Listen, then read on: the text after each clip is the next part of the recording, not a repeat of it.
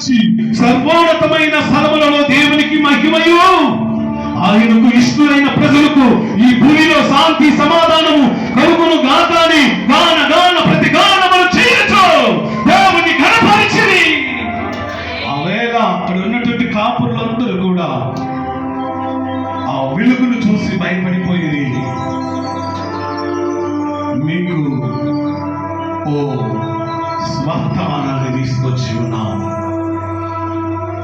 మీ కొరకు రక్షకుడు పుట్టి ఉన్నాడు, ఆయన నజరేయుడైన యేసు. మీ కొరకు ఆ బెత్లెహేములో వెలుగు ఉదయిస్తూ ఉన్నది. ఓ వెలుగు వారి యొక్క ఆ బెత్లెహేములోకి నడిపిస్తూ ఉంది. ప్రియమైన దేవుని ప్రజలారా,